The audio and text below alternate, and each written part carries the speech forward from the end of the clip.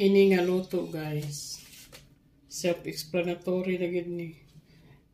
Mga picture ni nga manok akong gi-marinate. So kabalo naman mo unsay pag-marinate no, depende sa inyo kung unsay pag-marinate.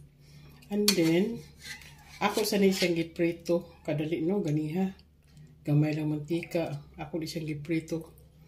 Dayon, pag manok prito, ako na ginunod katong iyang marinated nga sabaw, katong inyong gimarinate nga sabaw.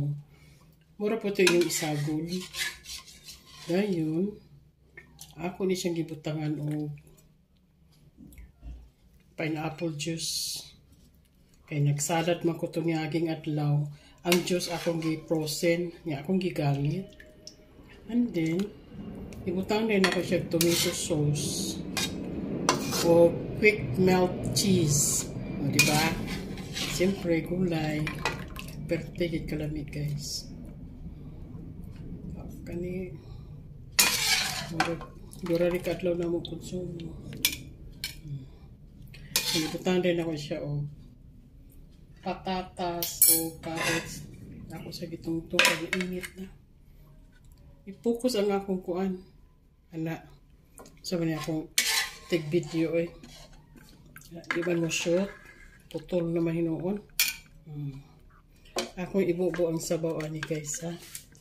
Excuse me. Madlok na ako na maging ko eh. Basin mayabo. Sao na lang. Madok-dok ko ni master. Ato na lang iyabo ang kuan guys kay wala ko lawom nga luwag. Okay. So, mo ni atong lunch karon. Di na ko magano kung saan nga lana nga putahi. Basta, ingala ko rin ganyan pagluto. Isa-marize na to ha.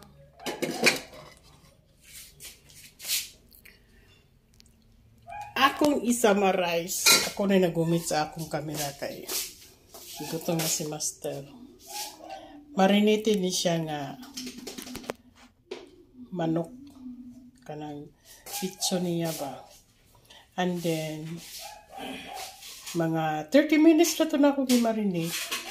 And then akong giprito kadali. Kanang slight lang nga pagkaprito. Mga brown gamay. And then ako na gisagol ang sa tawag ani iyang marinated sauce o pineapple juice gikan sa kanang cocktail ana ba. Por eso na mo yung mga cocktail juice i-frozen na ninyo kay nagit time magluto mo na magamit na ninyo. So nagibutaw din ako siya quick melt cheese o kaning carrots o patatas. Mora guys. Muna niya mong lunch. Thank you for watching. Please don't forget to like and subscribe to my channel, Mother Marin Vlog. Thank you and bye-bye.